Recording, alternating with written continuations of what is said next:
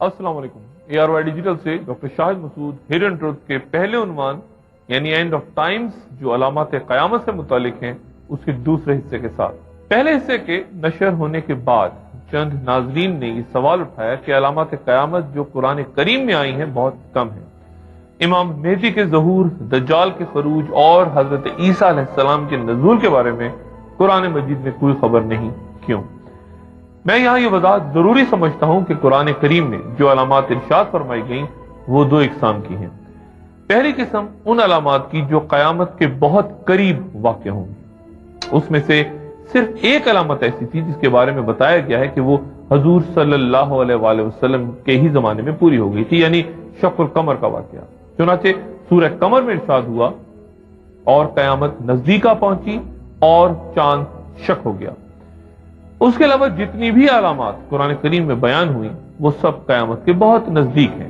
مثلا یاجوج ماجوج کا ظاہر ہونا اور دابت الارض وغیرہ، زلزلے، پہاڑوں کا دھنکی ہوئی روح کی طرح اڑنا، آسمان کا پھٹ جانا، یوم حشر اور آخرت کے واقعات وغیرہ.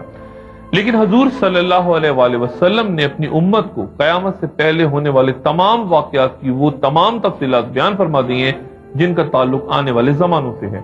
اور جیسا کہ میں نے پہلے بیان کیا تھا یہ علامات تین اقسام کی ہیں.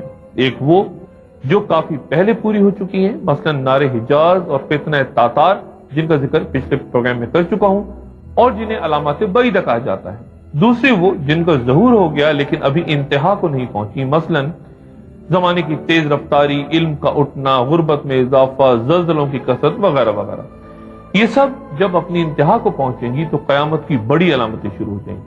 دریائے فرات کے بارے میں مختلف احادیث کی کتابوں میں روایات آئی ہیں کہ قیامت سے پہلے دریائے فرات سے سونے کا ایک پہاڑ نکلے گا. دریائے فرات ترکی سے شروع ہو کر شام اور عراق سے بہتا ہوا دریائے دجلہ سے مل کر شط العرب بناتا ہے جو آگے جا کے خلیج فارس میں ملتی ہے. حضرت ابو ہریرہ رضی اللہ تعالیٰ عنہ سے روایت ہے کہ رسول اللہ صلی اللہ علیہ وآلہ وسلم نے فرمایا کہ قیامت قائم نہ ہوگی یہاں تک کہ دریائے فرات سے سونے کا پہاڑ نہ نکل آئے، جس پر لوگوں میں قتل و غارت ہوگی اور ہر 100 میں سے 99 قتل ہو جائیں گے، اور ان میں سے ہر آدمی کہے گا کہ شاید میں ہی وہ شخص ہوں جسے نجات حاصل ہوگی، یعنی خزانے پر قبضہ کر لوں گا.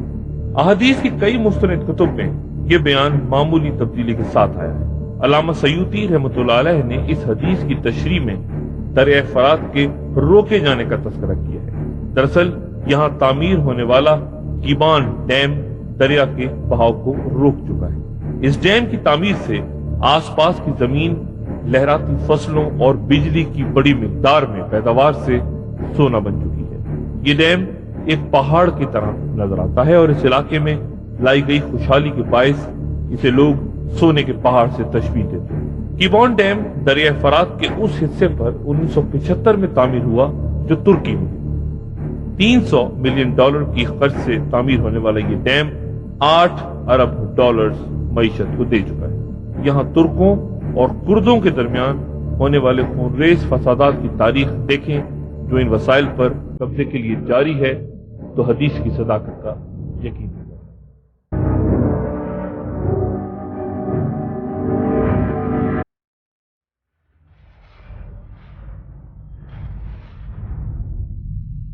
ظہور امام مہدی سے پہلے ایک دمدار ستارے کے نظر آنے کی بھی پیش گوئی کی گئی ہے. آپ صلی اللہ علیہ وآلہ وسلم نے فرمایا کہ اس کے آنے سے پہلے ایک دمدار ستارہ مشرق سے طلوع ہوگا.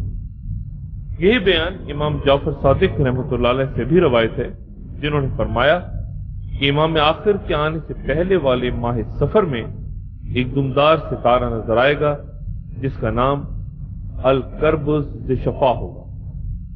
یہ تب بھی نظر آیا تھا جب عباسی خلیفہ خراسان آیا تھا.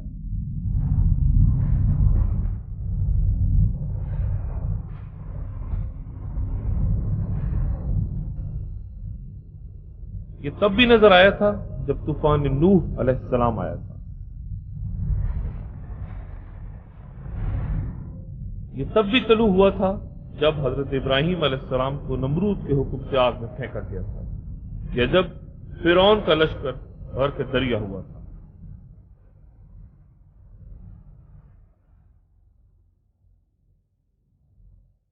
چنانچہ یہ ستارہ طلوع ہوتے وقت دنیا میں اہم واقعات لے کر آتا. ہیلی کا یہ دمدار ستارہ 74 سے 79 سال کی مدت کے بعد نظر آتا ہے.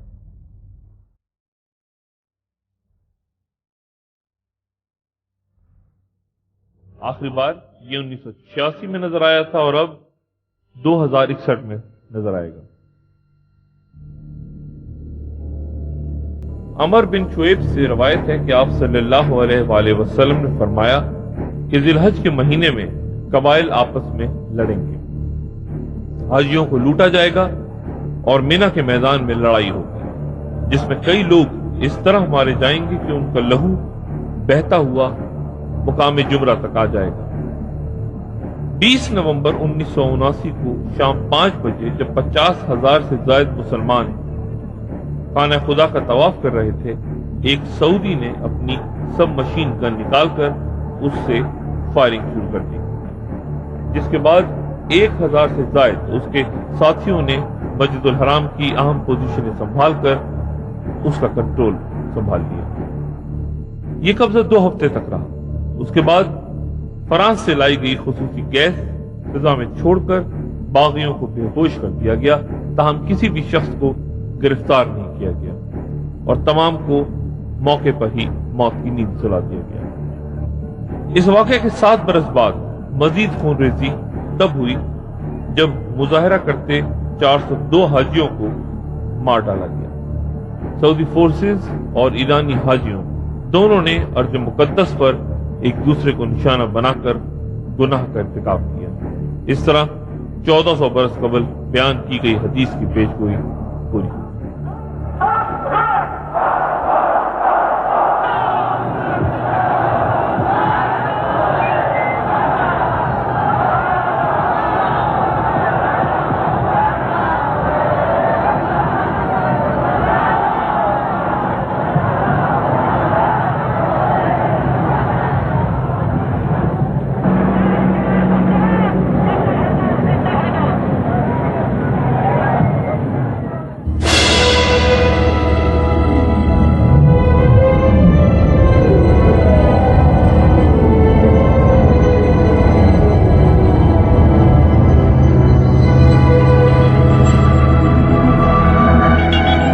شق القمر کا معجزہ ہجرت سے 5 برس پہلے ظاہر ہوا. حضرت انس بن مالک رضی اللہ تعالیٰ عنہ سے روایت ہے کہ مکہ کے لوگوں نے رسول اللہ صلی اللہ علیہ وآلہ وسلم سے مطالبہ کیا کہ وہ کوئی معجزہ دکھائیں.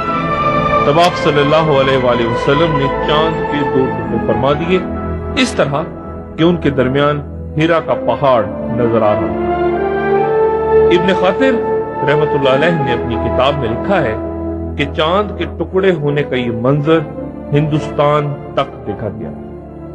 لندن کی انڈیا آفس لائبریری میں موجود ایک انتہائی قدیم دستاویز جس کا حوالہ نمبر عربی 2807 152 173 ہے، اس کے مطابق ہندوستان کے جنوب مغربی ساحلی علاقے ملابار میں یہ پرانی روایت چلی آ رہی ہے کہ ان کے ایک بادشاہ چکرورتی فرمس نے چاند کے ٹکڑے ہونے کا منظر اپنی آنکھوں سے دیکھا. جب اسے خبر ملی کہ مکے میں خدا کے پیغمبر نے یہ معجزہ دکھایا ہے تو وہ اپنا تخت اپنے بیٹے کے سپرد کر کے مکے کو روانہ ہو گیا. اس نے وہاں پہنچ کر رسول اللہ صلی اللہ علیہ وآلہ وسلم کے ہاتھ پر اسلام قبول کیا اور ان کی ہدایت پر وطن واپسی کے دوران یمن کی بندرگاہ ظفر کے نزدیک اس کا انتقال ہو گیا. کئی صدیوں تک اس علاقے میں ہندوستانی بادشاہ کا مزار مرجع خلائق رہا. دور حاضر کے چند دانشور لفظ شقہ کا مفہوم زمین کا کھودا جانا بیان کرتے ہیں اور وہ دلیل کے طور پر قرآن شریف کی سورہ عبس کی 26ویں آیت بیان کرتے ہیں جس کا ترجمہ ہے کہ ہم نے خوب پانی برسایا، پھر پھاڑا زمین کو اچھی طرح، پھر اس میں سے اناج اگائے اور انگور اور ترکاری اور زیتون اور کھجور اور گنجان باغات. یہاں شقہ کا لفظ ٹکڑے کیے جانے کے لیے استعمال نہیں ہوا بلکہ زمین کے کھودے جانے کے لیے استعمال ہوا ہے. چنانچہ ان دانشوروں کے نزدیک قیامت کی یہ نشانی 1969 میں تب پوری ہوئی جب انسان نے چاند پر چہل قدمی کے بعد 20 جولائی کو وہاں سے 21 کلوگرام مٹی اور پتھر واپس لانے کے لیے جمع کی۔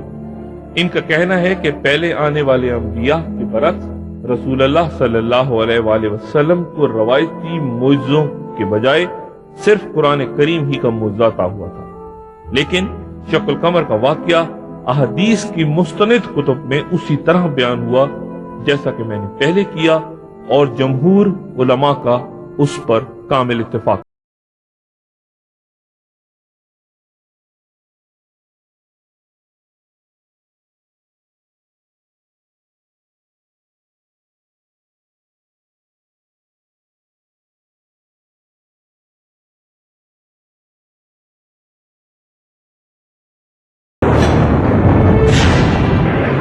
پھر اس پروگرام کے پہلے حصے میں نے دعوت دینے والی دو جماعتوں کے درمیان جس جنگ کے بارے میں رسول اللہ صلی اللہ علیہ وآلہ وسلم کی پیشگوئی کے حوالے سے کہا تھا کہ یہاں جنگ صفین کا ذکر ہوا ہے، جو حضرت علی کرم اللہ وجہ اور حضرت امیر معاویہ رضی اللہ تعالیٰ عنہ کے درمیان صفین کے مقام پر ہوئی تھی۔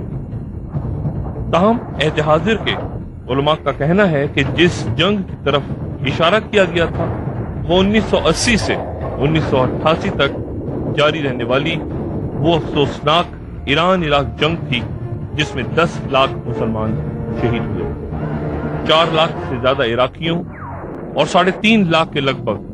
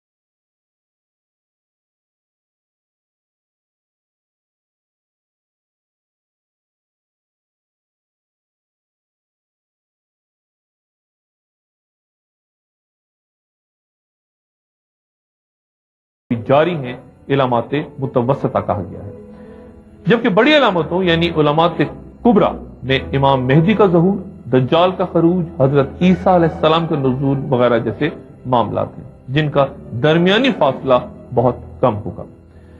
امام مہدی کے بارے میں اس کثرت سے احادیث وارد ہوئی ہیں کہ مانوی اعتبار سے وہ تواتر تک پہنچ گئی ہیں۔ یہ تواتر یا متواتر احادیث ان احادیث کو کہتے ہیں جو صحیح ہوں اور جنہیں ایسے سکہ راویوں نے بیان کیا ہو جن کا قصد پر اتفاق محال ہو، سند کی ابتدا سے انتہا تک اسی قسم کے راوی ہوں۔ جمہور علماء کے درمیان اس سے علم قطعی ہوتا ہے جو کہ واجب اور ان پر عمل فرض قرار پاتا ہے۔ امام مہدی کی شان میں وارد ہونے والی احادیث متواتر پر ماضی و حال کے تمام علماء کا سوائے ابن خلدون کے اس بات پر اجماع ہے کہ عقیدتاً اور تصدیقاً اس بات پر ایمان لانا واجب ہے۔ مروی احادیث کی طرف توجہ دے کر صرف اسی موضوع پر 30 سے زیادہ کتابیں لکھی گئی ہیں۔ میں یہاں یہ بھی کہتا چلوں کہ امام مہدی کے ظہور کا عقیدہ معمولی رد و بدل کے ساتھ مختلف فرقوں میں شروع ہی سے چلا آ رہا ہے۔ ہمارے عہد کا ایک اہم فتنہ وہ بیانات، تحریریں اور کتابچے بھی ہیں جنہیں پڑھ کر لوگ پریشان ہو جاتے ہیں اور ان کے دلوں میں وسوسے پیدا ہوتے ہیں۔ سچ صرف یہ ہے کہ دین مکمل ہو چکا، اس کی تمام جزیات تسلیم شدہ ہیں، اور اگر اب 1400 سال بعد کوئی شخص ایک نئی بات لے کر یہ دعویٰ کرتا ہے کہ اب تک کسی نے دین کی اس بات کو سمجھا ہی نہیں اور اب اس شخص پر یہ حقیقت منکشف ہوئی ہے، تو خود یہ دعویٰ ہی اس کی سچائی جھٹلانے کے لیے کافی ہے۔ رسول اللہ صلی اللہ علیہ وآلہ وسلم نے مسیح دجال کی کامل صفات کا ذکر کیا ہے جن کا تذکرہ میں آئندہ کروں گا۔ اسی طرح حضرت عیسیٰ علیہ السلام کی صفات کو بھی حضور صلی اللہ علیہ وآلہ وسلم نے تفصیل سے بیان کیا ہے، لیکن جیسا کہ میں نے پہلے عرض کیا کہ مہدی کا نام اور ان کی صفات جو اب تک میں نے بیان کی ان کے مطابق محمد بن عبداللہ ان کا نام ہوگا اور وہ رسول اللہ صلی اللہ علیہ وآلہ وسلم کی नस्ल से बुलंद पेशानी वाले और दरमियान से बुलंद नाक वाले एक नौजवान होंगे। जाहिर है ये सिफात तो बहुत से लोगों में पाई जा सकती हैं। लाजमी ऐसी वाज़ेह निशानी होनी जरूरी है कि जब उनका ज़हूर हो तो दो आदमियों की राय भी मुख्तलिफ ना हो। इमाम मेहदी का ज़हूर हरमजदून की जंग के बाद होगा। ख़ुसूसन 11 सितंबर 2001 के वाक़यात के बाद यहूदियत के रब्बियों और ईसाइयत के मुबल्लिगीन ने इस सानहे को अंजील और यहूदी सहीफों में पाई जाने वाली बाज पेशगोइयों की तकमील करार दिया और अक्सर ने अफगानिस्तान और इराक पर अमेरिका और बरतानिया की फौजी कार्रवाई को बाइबल की एक पेशगोई यानी हरमजिदौन या हक व बातिल के दरमियान आखिरी अजीम जंग का मुकदमा करार दिया। अजीब बात यह है कि हरमजिदौन के सबूत के लिए अहले किताब के अक़वाल तो तवातर के साथ कसरत से वारिद हुए हैं, लेकिन बहुत से मुसलमान तो जानते ही नहीं कि ये हरमजिदौन क्या है और इस खतरनाक लफ्ज के अहले किताब की लुग़त में क्या मानी। हरमजिदौन इब्रानी जबान का लफ्ज है जो दो मक्तों से मिलकर बना है। इब्रानी जबान में हर का मतलब है पहाड़ और मजीदू फलस्तीन की एक वादी का नाम है। अलबत्ता अब यहां कोई पहाड़ मौजूद नहीं है। आने वाली जंग का यही मैदान होगा जो शुमाल में मजीदो से लेकर जनूब में एदूम तक 200 मील के फासले पर फैला हुआ है, जबकि मगरिब में यह मैदान बहरे अबियद मुतवस्सत से लेकर मगरिब में मुहाब के टीलों तक 100 मील के फासलों तक चला गया है। फौजी माहिरीन खास तौर पर पुराने हमलावर इस इलाके को स्ट्रेटेजिक मौके महल के लिहाज से बड़ी अहमियत देते रहे हैं। यह आबाद शहर तारीख ने 20 मरतबा यानी यरूशलेम से भी ज्यादा उजड़ते देखा है। तारीख के सफात में दर्ज दुनिया की कदीम तरीन जंग में सन 1489 कबल मसीह में तुतमोस सोयम ने अपने लश्कर के साथ यहां आबाद शहर पे कब्जा किया था। जंग अजीम अव्वल के दौरान भी यह मकाम तब अहमियत इख्तियार कर गया था जब बरतानवी जनरल एल्बाई ने 3000 साल पहले तुतमोस सोयम की हिकमत अमली को दोहराते हुए तुर्कों को बेखबरी के आलम में घेर लिया था। हरमजदून के लफ्ज से अहले किताब वाकिफ हैं क्योंकि ये लफ्ज उनकी मुकद्दस किताबों और उनके उलमा के यहाँ बहसों में बकसरत मिलता है। अहले किताब से यहाँ मुराद मेरी यहूद व नसारा हैं और हमें रसूल अल्लाह सल्लल्लाहु अलैहि वसल्लम ने इजाजत दी है कि हम उनसे रवायत करें। हजरत अब्दुल्ला बिन मसूद रज़ी अल्लाह तआला अन्हु से रवायत है कि आप सल्लल्लाहु अलैहि वसल्लम ने फरमाया कि मेरी तरफ से लोगों को बात पहुंचाओ, ख्वाह वो एक आयत ही क्यों ना हो, और बनी इसराइल से रवायत करो, इसमें कोई हर्ज नहीं। हाँ, यहां शर्त यह है कि हम पूरी एहतियात से उनकी बात सुने और सिर्फ वही बात कबूल करें जो हमारी शरीयत के मुताबिक हो और शरीयत उसकी शहादत दे और खिलाफ शरीयत बात रद्द कर दे। अंजील में है कि तमाम शैतानी रूहें और दुनिया जहां की फौज सब हरमजदून नामी जगह पे जमा होंगे। 7 अमरीकी सदूर हरमजदून पे यकीन और एतमाद के साथ अपनी पॉलिसीज वज़ा किया करते थे। अपनी सदारती मुहिम के दौरान अमेरिकन सदर रोनाल्ड रेगन ने कहा कि मौजूदा नस्ल हरमजदून का मार्का जरूर देखेगी, ये कल भी रुनमा हो सकता है। अपनी इस तकरीर का इख्तिताम सदर रेगन ने मगरबी दुनिया के अवाम का खुदा पर मुकम्मल इत्तेकाद और सोवियत यूनियन की शैतानी सल्तनत पर उनकी यकीनी फतह की पेशगोई पे किया। उन्होंने अंजील के ये जुमले दोहराए कि खुदा ने उनको ताकत दे दी जो कमजोर थे, ताकि वो उकाब की तरह अपने पर फैलाकर आगे बढ़ें और खौफजदा ना हो।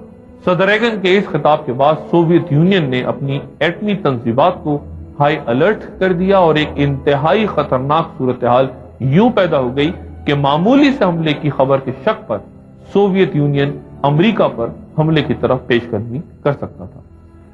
अमेरिकी टीवी चैनल्स पर मजहबी प्रोग्राम पेश करने वाले मारूफ अमेरिकी दानिश्वर जिमी स्वागट ने लिखा कि मैं चाहता था कि कह सकूं कि हमारी सुलह होने वाली है, मगर मैं आने वाले हरमजदून के मार्के पे यकीन रखता हूं।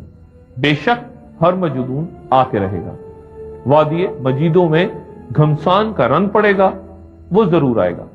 صلح کے جس معاہدے پہ وہ دستخط کرنا چاہیں کر لیں، معاہدہ کبھی پورا نہیں ہوگا کیونکہ تاریخ دن آنے والے۔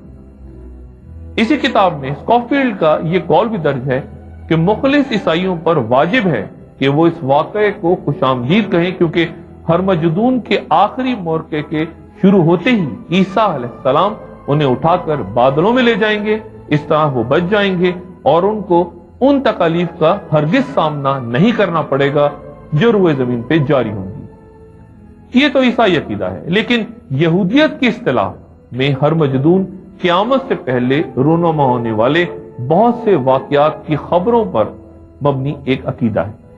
اس عقیدے کے مطابق یہودیت میں یہودی دنیا کے مختلف علاقوں سے آ کر بیت المقدس میں آباد ہو جائیں گے، چنانچہ ان کے کہنے کے مطابق اسرائیل کی حکومت اسی پیش گوئی کا نتیجہ ہے۔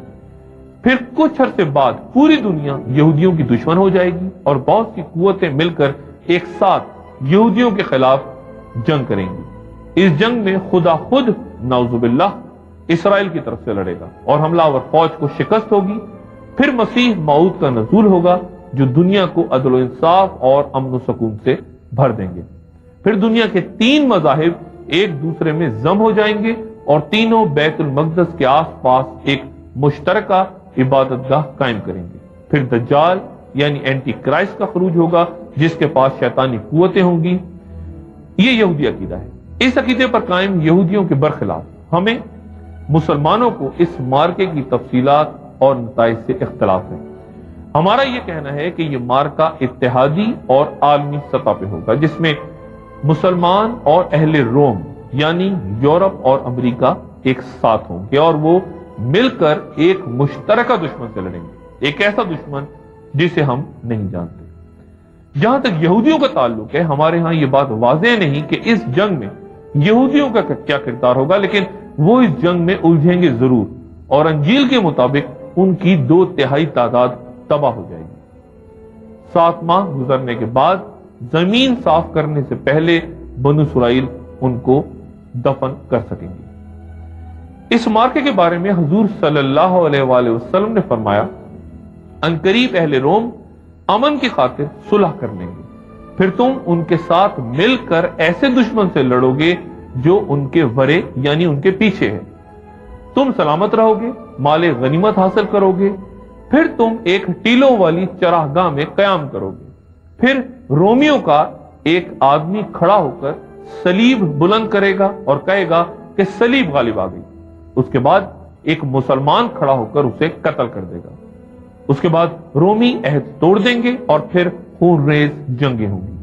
وہ تمہارے خلاف 80 جھنڈوں تلے اکٹھے ہوں گے اور ہر جھنڈے تلے 12,000 کا لشکر ہوگا۔ یعنی اس حدیث سے وضاحت ہوتی ہے کہ 2 جنگیں ہوں گی، پہلی ہرمجدون کی عالمی جنگ جس کا تذکرہ ہوا اور دوسری کو الملاحم یا الملحمۃ الکبریٰ کہا گیا۔ یہ وہ مارکہ ہے جو ہرمجدون کے بعد مسلمانوں اور اہل روم یعنی عیسائیوں کے درمیان تب ہوگا جب وہ عہد شکنی کریں گے۔ آخری زمانے میں بڑی عظیم جنگیں ہوں گی، جن میں سے ایک کو کہا گیا الملحمۃ العظمیٰ، آرمگیڈن۔ جی آرمگیڈن۔ الملحمۃ العظمیٰ بھی کہا گیا، الملحمۃ الکبریٰ بھی کہا گیا۔ عظمیٰ اعظم کا مؤنث ہے اور کبریٰ اکبر کا مؤنث ہے، یعنی وہ جنگ تاریخ انسانی کی عظیم ترین جنگ ہوگی۔ اور اس جنگ میں عیسائی، جن کو کہ حدیث میں رومی کہا گیا ہے، اصل میں حضور کے زمانے میں رومن امپائر جو ہے وہ کرسچینٹی کو ریپرزینٹ کر رہی تھی، تو رومی اور عیسائی یہ ہم معنی الفاظ ہیں۔ تو رومی جو ہے وہ مسلمانوں پر چڑھ دوڑیں گے اور ان کے 80 علم ہوں گے اور ہر علم کے نیچے 12,000 فوج ہوں گے، یعنی بڑی کولیشن، بہت بڑی کولیشن، یعنی تقریباً 80 ممالک کی کولیشن بن سکتی ہے جی۔ اور وہ مسلمانوں پر چڑھ دوڑیں گے، اور اس اعتبار سے پھر مسلمانوں کو بہت شدید نقصان ہوگا، اور یہاں مراد میرے خیال میں مسلمانوں سے عرب ہے، کیونکہ یہ مڈل ایسٹ میں جنگ ہونی ہے۔ اس کا اثر یہ ہے ڈاکٹر صاحب کہ وہاں اس جنگ میں مسلمان اہل روم کے ساتھ ہوں گے؟ نہیں، اصل میں تو یہ کہا گیا ہے کہ پہلے تو ایک جنگ ہوگی جی، جس میں مسلمان اور رومی ساتھ ہوں گے، اچھا، اور وہ ایک اور طاقت سے جو تمہارے پیچھے ہوگی من ورائکم، اس سے جنگ کریں گے. اچھا، اس میں یہ پوزیشن جو ہے یہ فتح یاب ہو جائے گی. اس میں مسلمان اور عیسائی اور یہودی بھی نہیں، یہودی نہیں. اچھا، رومنز اور مسلمان. اور کس کے اگینسٹ ہوگی یہ؟ اس کا نام دے دیا گیا من ورائکم، ایک قوت ہوگی تمہارے پیچھے. یعنی رشیا، چائنا؟ یہ نہیں، میری تعبیر اس میں عراق ہے. اچھا، اس لیے کہ جو پہلی جنگ ہوئی ہے، جو خلیج کی جنگ ہوئی ہے 1991 میں، جی، اس میں یہ تھا کہ عرب ممالک اور امریکہ اور یورپ سے ان کو فتح حاصل ہوئی. اس میں لیکن یہودی بھی تھے. یہودی نہیں تھے، یہودیوں کو روک دیا گیا تھا. خاص طور پر امریکہ نے کہا تھا تم بیٹھے رہو، میزائل گرنے کے باوجود تمہاری جو ہے پروٹیکشن وہ ہمارے ذمے ہے. لہذا پیٹریوٹ میزائل انہیں دے دیے گئے تھے کہ اگر کوئی میزائل اسکڈ میزائل آ بھی گیا تمہاری طرف تو یہ پیٹریوٹ اس کو فضا میں اڑا دے گا. اور اگر خدا نہ خواستہ یہودی کھڑے ہو گئے ہوتے تو پھر یہ یہودی ورسس عرب مسئلہ بن جاتا. پھر عرب اس پوزیشن میں نہ رہتے کہ جس پوزیشن کے اندر کہ وہ امریکہ کے ساتھ اور یورپ کے ساتھ شریک ہو گئے تھے. لہذا اسٹریٹجی انہوں نے یہ سمجھی کہ یہودیوں کو بٹھائے رکھا جائے. اگرچہ کہ اس جنگ کے خاتمے پر شوازوف جو تھا، جو ان کا کمانڈر ان چیف تھا، اس نے صاف کہہ دیا تھا کہ we fought this war for the protection of Israel. جنگ لڑی تو ہم نے اسرائیل کے لیے، لیکن اسرائیل کو اس میں شامل نہیں آنے دیا گیا. میرے نزدیک اس حدیث کا جو مصداق تھا وہ خلیج کی جنگ تھی جو ہو چکی ہے، جس میں یہودی نہیں تھے، یہودی نہیں تھے، عیسائی اور مسلمان یکجا تھے ایک اور طاقت کے خلاف. اب ایک اور طاقت، بعض لوگ اس میں وہ رشیا جیسے کہ آپ کہہ رہے تھے یا کوئی اور ملک، لیکن نہیں، میرے نزدیک وہ عراق تھا اور وہ چیز واقع ہو چکی. اس کے بعد آیا ہے کہ پھر تمہارے اور رومیوں کے درمیان پھر وہ معاہدہ جو ہے وہ ٹوٹ جائے گا. وہ جو اب آثار نظر آ رہے ہیں کہ جو سعودی عرب کے بارے میں بھی شکوک و شبہات اب شدید پیش کیے جا رہے ہیں امریکہ کی طرف سے، اور گویا کہ رفتہ رفتہ ایک کیس بلڈ کیا جا رہا ہے، اور وہ کیس جو ہے پاکستان کے خلاف بھی رفتہ رفتہ بلڈ ہو رہا ہے. لیکن یہ کہ وہ ایک ایک دفعہ کے بعد اس کو دبا کے رکھ دیتے ہیں فائل کو اپنے پاس کہ بوقت ضرورت کام آئے گی، لیکن یہ کہ وہ الزامات تو لگا رہے ہیں. یہی معاملہ ہو رہا ہے سب پر. پھر اسی طریقے سے شام وغیرہ جو ہے ان کا تو کھل کر بات کی جا رہی ہے. تو یہ ہے کہ اس جنگ کے اندر جو اب اگلی جنگ ہوگی وہ ہے آرمگیڈون. اس کے بارے میں قرآن شریف سے ہٹ کے دوسری کتابوں میں بھی ذکر ہے.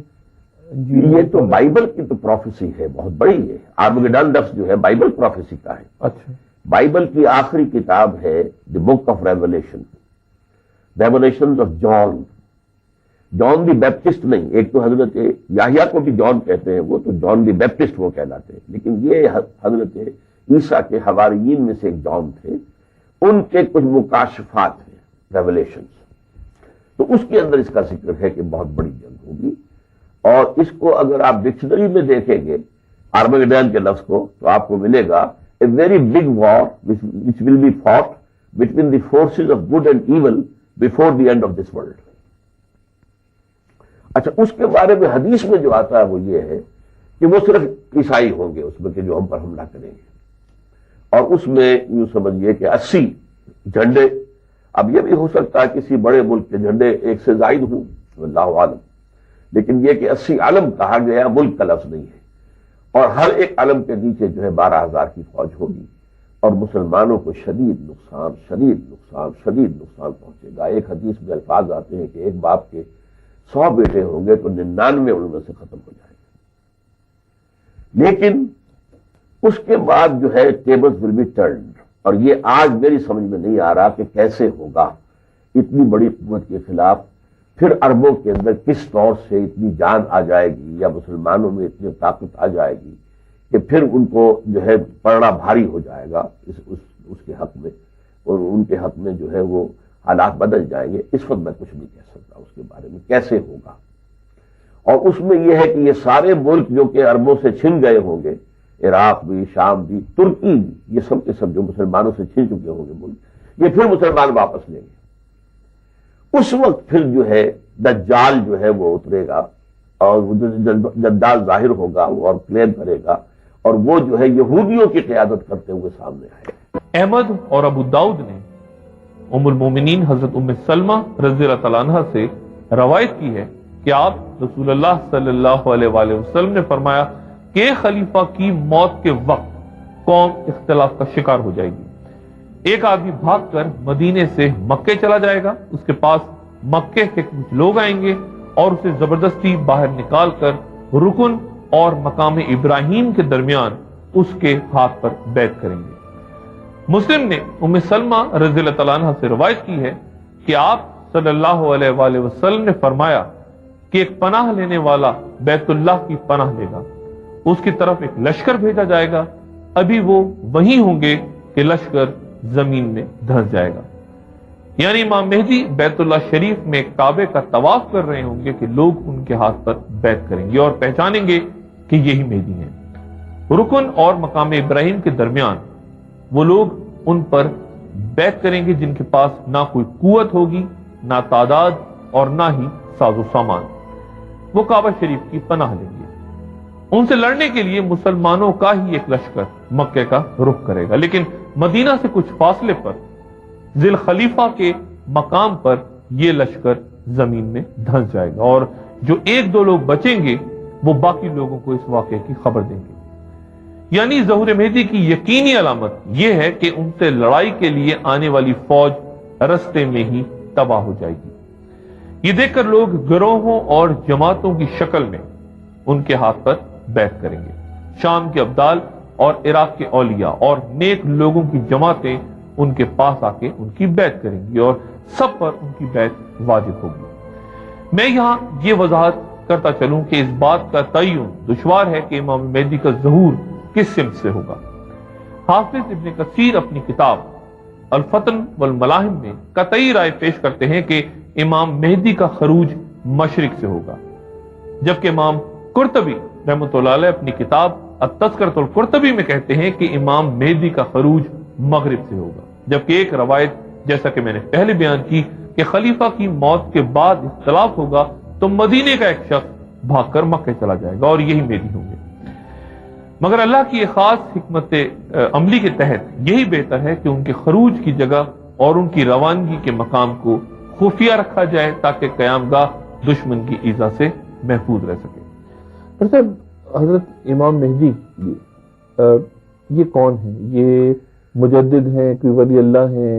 نبوت تو ظاہر ختم ہوئی، یہ کون ہوں گے اور ان کا کیا؟ اصل میں حضرت مہدی کے لیے دو آراء ہمارے ہاں ہیں۔ ایک اہل تشیع کی رائے ہے کہ جو حضرت علی رضی اللہ تعالیٰ عنہ کی نسل میں جو ان کے جو ائمہ معصومین حضرت علی، پھر حسن، پھر حسین، پھر علی بن حسین یعنی زین العابدین، پھر محمد باقر، پھر محمد جعفر وغیرہ، یہ امام حسن عسکری کو غالباً، ہاں، تو حسن عسکری آخری ہے اس میں، جی 11ویں۔ تو ان کا کہنا یہ ہے کہ ان کے ایک بیٹے تھے اور وہ مہدی ان کا نام تھا، لیکن اس خیال سے کہ بنو عباس کی حکومت انہیں قتل کر دے گی، انہیں چھپا دیا گیا تھا ایک کیس کے اندر۔ وہ اسی میں رہے 200 برس تک، اور لوگ ان سے جا کر استفادہ بھی کرتے رہے جو ان کے بڑے لیڈر ہوتے تھے۔ اس کو کہتے ہیں غیبوبت صغریٰ، کہ اگرچہ غائب تو تھے، وہ منظر پر نہیں تھے، لیکن پھر بھی کچھ لوگ جا کر ان سے ہدایات لے لیتے تھے 200 برس تک۔ 200 برس تک۔ اس کے بعد غیبوبت کبریٰ ہو گئی، پھر وہ ایسے غائب ہوئے کہ کسی سے کوئی رابطہ ان کا نہیں ہے۔ البتہ وہ ظاہر ہوں گے قیامت کے قریب جا کر، اور وہ امام مہدی ہوں گے۔ یہ ان کا نقطہ نظر ہے۔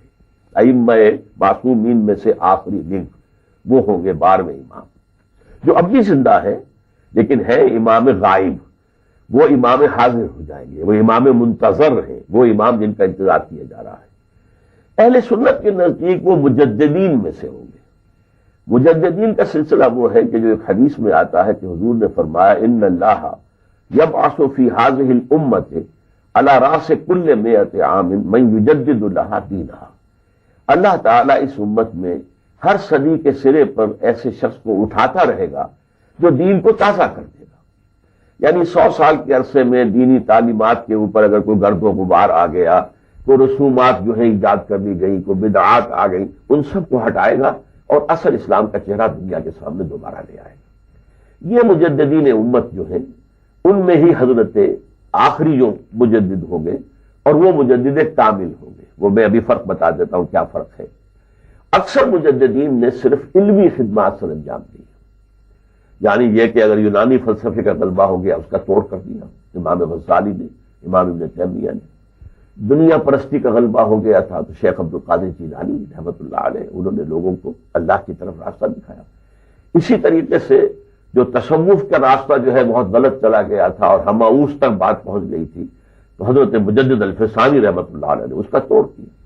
اسی طرح شاہ ولی اللہ دہلوی نے قرآن مجید سے جو دوری لوگوں کو ہو گئی تھی اس کو ختم کرنے کے لیے بیک ٹو دی قرآن، رجوع الی القرآن کی تحریک شروع کی۔ تو یہ اکثر مجددین کا معاملہ یہ ہے کہ انہوں نے علمی کام کیا ہے۔ یہ مجدد 100 سال کے بعد تقریباً 100 سال میں ایک، تو وہ کیا خود کلیم کرتے ہیں؟ علماء کا کہنا یہ ہے کہ ایک سے زائد بھی ہو سکتے ہیں۔ وہ خود کلیم کرتے ہیں کہ میں بعض نے کلیم بھی کیا ہے، مجدد الفسانی رحمۃ اللہ علیہ نے کلیم کیا ہے۔ شاہ ولی اللہ نے بھی کہا ہے کہ مجھے یہ محسوس ہوا ہے، مجھے بتایا گیا کہ میں قائم بالزمان ہوں اور اللہ تعالیٰ جب کسی خیر کا ارادہ کرتا ہے تو مجھے اس کے ذریعہ بنا لیتا ہے۔ لیکن اکثر و بیشتر کا دعویٰ نہیں ہے یہ، بلکہ لوگوں نے ان کی خدمات کو بعد میں ایسس کر کے انہیں پھر یہ خطاب دیا ہے کہ یہ مجدد تھے اس صدی کے۔ کوئی تنازع نہیں اس پہ کھڑا ہوا نہیں کہ مجدد لوگ مانتے ہیں مجدد؟ یہ مہدی حضرت جو ہوں گے یہ مجدد کامل ہوں گے۔ جی، کامل سے مراد کیا ہے؟ یہ صرف علمی اور اخلاقی اصلاح نہیں کریں گے بلکہ اللہ کے دین کو بالفعل اسی طرح قائم کریں گے جیسے کہ محمد الرسول اللہ صلی اللہ علیہ وسلم نے اپنی حیات طیبہ میں ایک نظام کی حیثیت سے اللہ کے دین کو قائم کیا۔ یہ ہے حضرت مہدی۔ ہمارا عقیدہ ہے، بلکہ کافی اہل سنت بھائی جو ہیں وہ بھی ان پر اعتقاد رکھتے ہیں کہ پیغمبر نے فرمایا کہ میرے بعد 12 خلیفہ ہوں گے اور یہ سب کے سب قریش سے ہوں گے۔ بلکہ بعض روایات میں ہے کہ پیغمبر نے یہ فرمایا کہ پہلا علی ہے اور آخر میں مہدی ہے۔ شیعہ عقیدہ ہے کہ وہ پیدا ہو چکے ہیں اور سنہ 2055 کو شاید آپ سامرہ میں آپ کی ولادت ہوئی ہے۔ آپ کا والد امام حسن عسکری ہے جو ہمارے 11واں امام ہیں اور وہ آج تک زندہ ہے۔ اہل سنت کا کچھ عقیدہ ہے کہ نہیں وہ پیدا ہوں گے اور علامات بھی ہیں اس کی، علامات کے ظہور کے بعد امام مہدی کا ظہور ہوگا۔ دجال کا خروج ہے، سفیانی کا خروج ہے، بہت علامات، کافی علامات ہو چکے ہیں۔ این ممکن تھا کہ جس طرح امام مہدی کی صفات اور علامات کے بارے میں واضح نشانیاں بیان کی گئیں، اسی طرح رسول اللہ صلی اللہ علیہ وآلہ وسلم کی کوئی واضح بیان، کوئی واضح حدیث ان کے خروج کی جگہ بھی تعین کر دیتا ہے۔ ان کا ظہور ہوگا عرب میں اور یہ عرب میں ایک اسلامی حکومت قائم کریں گے۔ اس ضمن میں ایک حدیث بڑی پیاری ہے، بہت اہم ہے۔ حضرت ام سلمہ حضور صلی اللہ علیہ وسلم کی زوجہ محترمہ ہے، وہ بیان فرماتی ہے کہ حضور نے ارشاد فرمایا کہ ایک خلیفہ کے انتقال پر باہمی خانہ جنگی شروع ہو جائے گی۔ اس وقت ایک شخص مدینے سے بھاگ کر مکے میں چھپ جائے گا۔ یہ تو الفاظ حدیث کے، میں اس میں اضافہ کر رہا ہوں کہ غالباً یہ اس لیے ہوگا کہ لوگ اس کی طرف دیکھ رہے ہوں گے کہ اس کرائسس میں، نیشنل کرائسس میں اس شخص کو آگے بڑھ کر کوئی رول پلے کرنا چاہیے، یعنی کوئی ایسی شخصیت ہوگی جس سے یہ توقع ہو کہ وہ میدان میں آ کر اور لوگوں کی رہنمائی کرے اور وہ اس سے بچ کر اور جا کر مکے میں چھپ جائے گا۔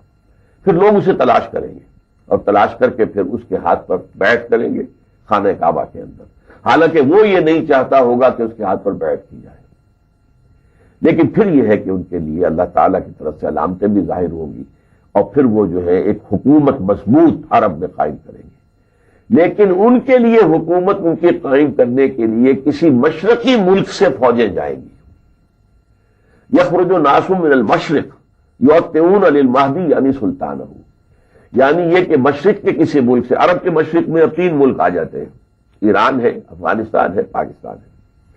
تو میرے نزدیک یہ افغانستان اور پاکستان انشاءاللہ تعالی زیادہ دیر نہیں لگے گی کہ یہ مل کر ایک ملک بنیں گے اور یہی سے وہ اسلامی حکومت کا پہلے آغاز ہوگا اور پھر یہاں سے فوجیں چلیں گی کہ جو حضرت مہدی کی بھی مدد کریں گی۔ ان کا ظہور مکہ معظمہ میں ہوگا، مقام ابراہیم پر وہ اپنے ظہور کا اعلان کریں گے، اللہ کے طرف سے ہوگا، ہم خود نہیں بنائیں گے، کیونکہ شیعہ نقطۂ نظر ہی یہی ہیں کہ خلافت اور امامت اللہ کی طرف سے ہو۔ سب سے اہم بات وہ معجزہ جو کہ اس کے آگے سر تسلیم خم کیے بغیر چارہ نہیں ہے، وہ یہ ہے الذی یصلی خلفہ عیسی ابن مریم۔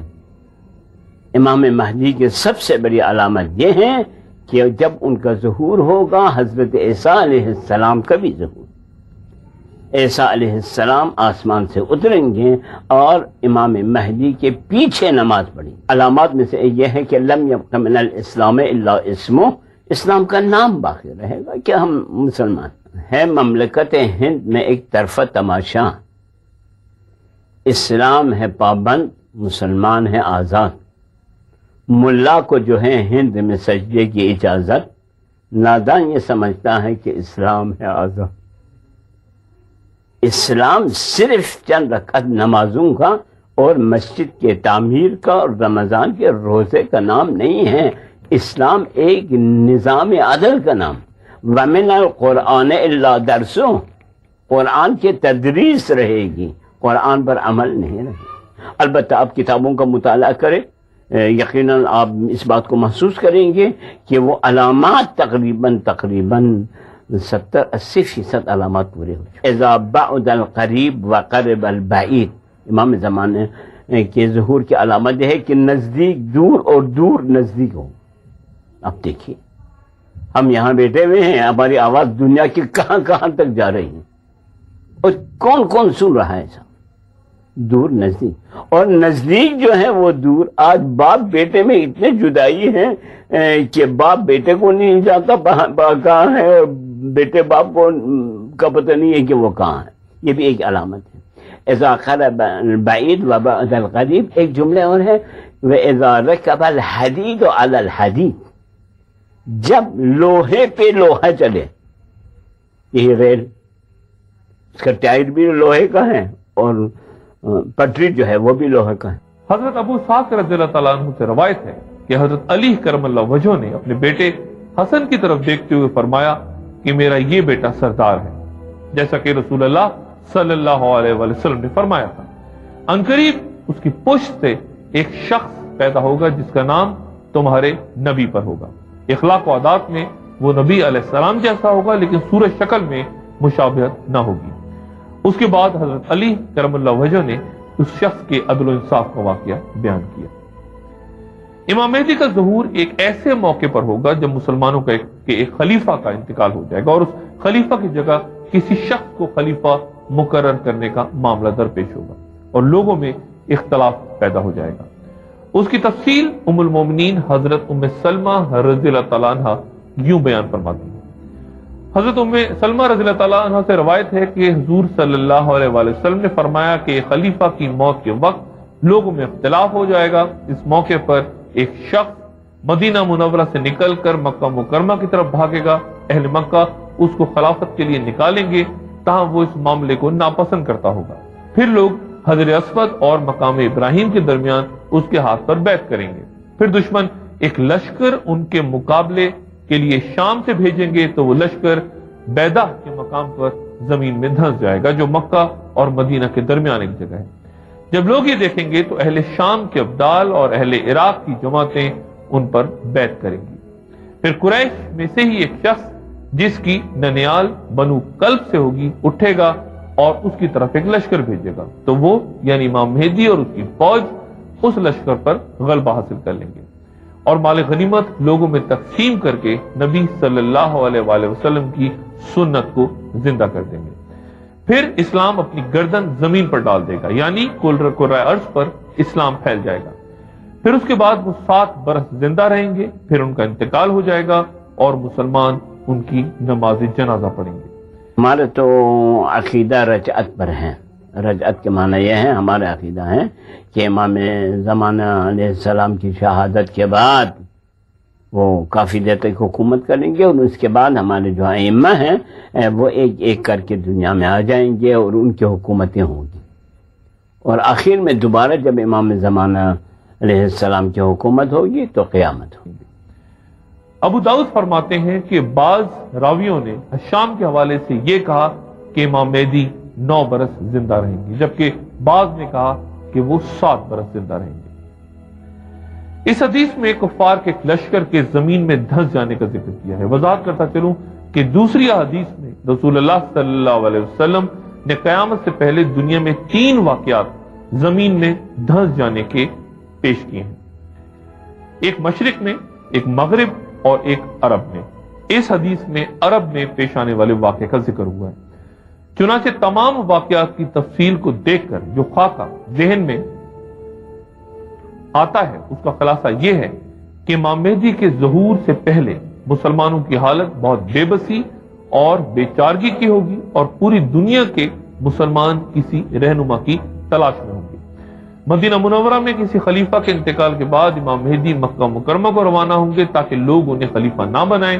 مکہ مکرمہ میں طواف کے دوران لوگ ان کو حدیث میں بیان کردہ علامات سے پہچانیں گے اور حجر اسود اور مقام ابراہیم کے درمیان مسلمان ان کے ہاتھ پر خلافت کی بیعت کریں گے اور وہ اسلامی سلطنت کے قیام کے لیے تمام قوتوں کو جمع کر لیں گے۔ بعض روایتوں سے معلوم ہوتا ہے کہ شام اور مصر پر عیسائیوں کا قبضہ ہو جائے گا۔ مدینہ منورہ میں مسلمانوں کی حکومت کے قیام اور ان کے اجتماع کی خبر سے عیسائی اور غیر مسلم دنیا پریشان ہوگی اور وہ اپنی قوتوں کو مغرب میں جمع کر دیں گے اور شام کو اپنا فوجی اڈا بنائیں گے اور ایک بڑی فوج کے ساتھ مکہ مکرمہ پر حملہ کرنے کے لیے مکہ اور مدینہ کے درمیان ایک مقام پر جمع ہو جائیں گے۔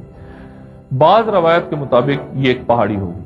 دوسرے ممالک سے اسلامی افواج امام مہدی کے ساتھ ملنے کے لیے روانہ ہوں گی، ان میں ایک فوج سمرقند سے بھی روانہ ہوگی۔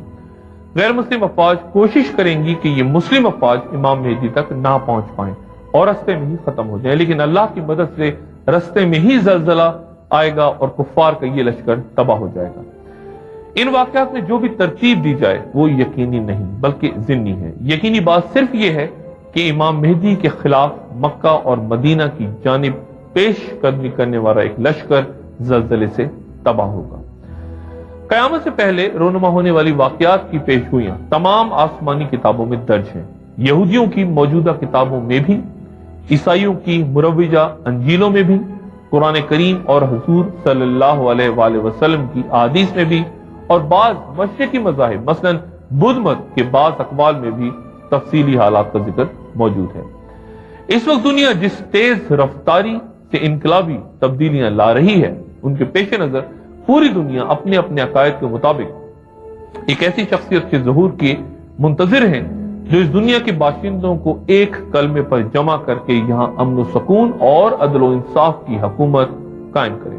آج اپنی گفتگو کا اختتام اسی مقام پہ کرتا ہوں۔ اگلی نشست میں انشاءاللہ بات کریں گے امام مہدی کو دنیا میں کیا واقعات پیش آئیں گے، حضرت عیسیٰ علیہ السلام کی دوبارہ واپسی اور خروج دجال کے بارے میں۔ اپنا دوستوں، رشتہ داروں، گرد و نواح کے لوگوں کا سب کا خیال رکھیے گا۔